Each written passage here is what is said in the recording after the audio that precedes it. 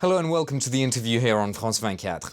My guest today is Patrick J. Kennedy. He's a former member of the US House of Representatives, a prominent Democratic Party activist, and a member of America's most famous political dynasty. He's the son of the late Ted Kennedy, a senator who was widely respected by both Democrats and Republicans. Thanks for coming in to the interview, Mr. Kennedy. My pleasure. You've been in Paris to attend a meeting of the Iranian opposition, and your sense is that things are moving towards perhaps a more galvanized situation for those opponents of the clerical regime. Well, we're living at a time of great change, and we've seen the Arab Spring sweep throughout the Middle East. Right now, our focus is on Syria, but many people expect Bashar Assad to be toppled within the next few months. It's inevitable that he'll be replaced. The question is, by who? Well, of course, we know Iran has a huge stake in supporting Assad. That's why they've been sending so much support. Iran worries that when Assad falls, they're going to be next. So I was attending a meeting at the National Assembly to discuss what is next in Iran. Does Iran need to have a political solution forward, or whether we're going to just rely on a military solution to have regime change? And I think that's why we're going to see an inevitable change in the leadership. But the question is it going to be a violent change, or can it be a peaceful democratic change? And in America, you've sort of criticized the general political discourse for being focused on whether there should be a military option or no military option, with no discussion of this political possibility. Well, ultimately, as we saw in Iraq, you can't just have a military solution. It ultimately has to be a war of ideas. And the idea of democracy is one that resonates with the Iranian people. And there's an organization, the PMOI, the MEK, which has already been in existence for many decades. They fought the Shah. They are now opposed to Khomeini and Ahmadinejad, and they have the ability to organize all the opposition around a democratic change in Iran, and I think that's very hopeful. I want to ask you a few questions about the MEK. Firstly, it's surprising to me that an American would work with a group which advocated the execution of the American hostages at the embassy in 1979, and which is documented as having killed American citizens in the 1970s. Well, as you know, when you mentioned my father stood with Nelson Mandela. Nelson Mandela was considered a terrorist by the United States. And my father managed one of the most difficult diplomatic feats, and that's to get the Congress to overthrow the U.S. foreign policy set by the Reagan administration back in the 80s. Well, obviously, when you're opposed to the current status quo, you have to align yourself with those that offer the best option for change. The MEK has renounced violence.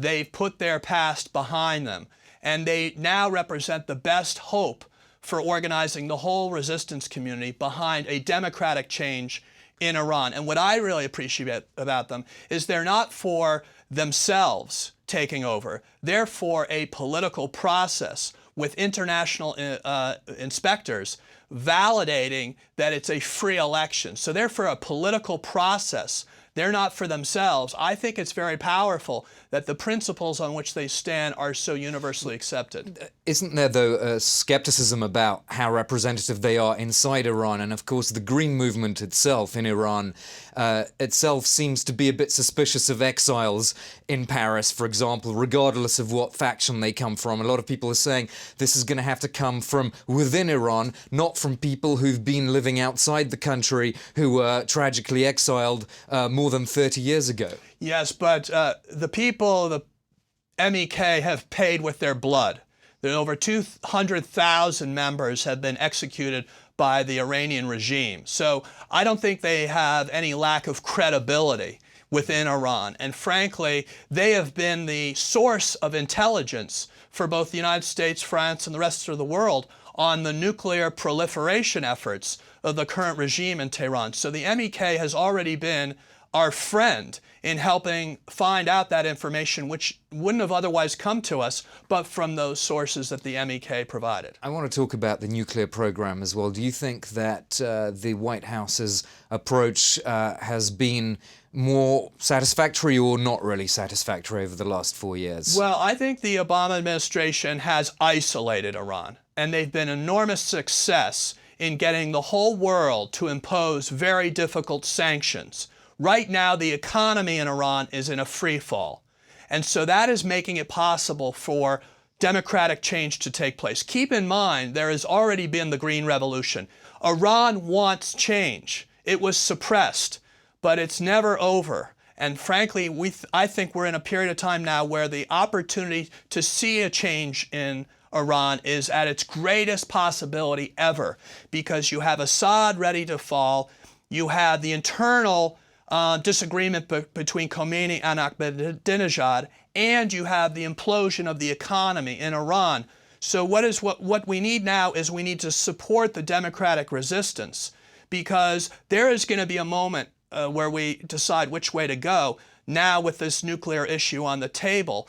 And as I said, it can't just be about whether it's nuclear or not nuclear. It's got to be about something more fundamental, and that's, is it going to be democratic Iran, or isn't it going to be a democratic Iran? The problem for the US and its allies is, I mean, there's sort of a gap in the thinking that fundamental upheaval will bring a sort of more friendly government to power that will want to compromise on the nuclear issue. Everything we heard from the Green Movement in 2009 and 2010 indicates quite the opposite. I mean, the leader of the Green Movement at the time was saying, we do have the right to a nuclear program. No one's going to take this away from us.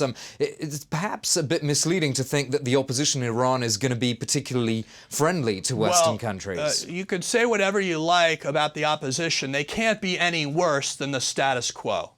We have the mullahs in Tehran are dictating to Hamas, in this recent example, to attack Israel. They've been supporting Assad.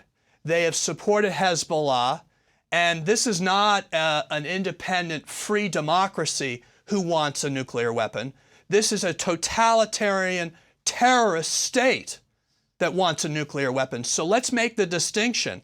I'm not against people having weapons to defend their self-interest, but not a avowed terrorist state like Iran. So that is where it's posed a threat to the world.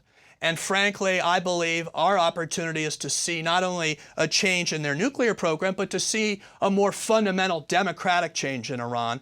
And I believe that the MEK has been organizing towards this day, and I think the freedom of the Iranian people will be in the next year. I honestly believe that the Arab Spring is moving so quickly, and it cannot fully be complete without including Iran. Patrick Kennedy, just a quick turn to the domestic situation in your country, because you were a member of the House of Representatives for, 16 years, I think Yes. I'm right in saying. What's your take on the gridlock now in Congress and where these fiscal cliff talks are heading? Are we going to have a solution that's going to stop America tipping into a recession?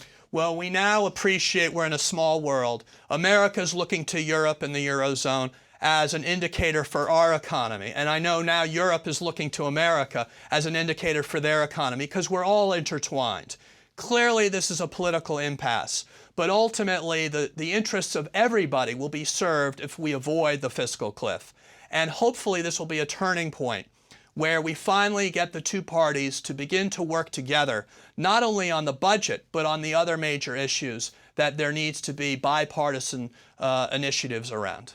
Who stands to lose the most if there's no deal? The American people stand to lose, and of course the economy and of course the global economy will all be impacted if our political process cannot work.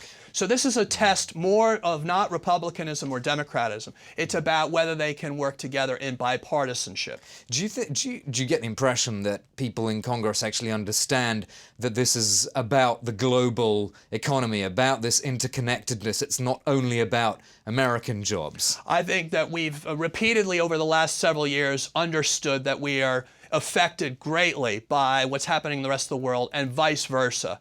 And I hope that that message gets through. But ultimately, all politics is local. And ultimately, both Democrats and Republicans are going to have to worry about whether their voters are going to re-elect them if they don't try to solve this fiscal impasse. I want to ask you about your own career. You decided not to run for the House of Reps again in 2010. Are there any particular expectations on you as a member of the Kennedy family to go back into public life, into perhaps elected office again? Well, I'm honored to have the last name Kennedy. It's associated with greatness. President Kennedy and his leadership, and my Uncle Robert Kennedy, my father, has worked nearly 5 decades in the Senate. But now we have my nephew, Joe Kennedy, who's serving in Congress in Massachusetts, and I'm pinning my hopes on him. I have a 7-month-old baby, and I can't balance both a political career right now and the attention that that baby deserves and needs from me. I'm very happy to be a father, and I'm looking forward to doing that, and then maybe someday looking again into politics. It's a great, noble profession, and I hope people take advantage of their own rights to be active in politics, whether here in France or anywhere in the world. So perhaps keeping up that Kennedy torch later on, once your child is a bit older. All right, well, thank you so much for being on the interview, Patrick J. Kennedy. And for more information on upcoming interviews, don't hesitate to check out my Twitter handle, which is @ArmandGeorgian. Thanks for watching France 24.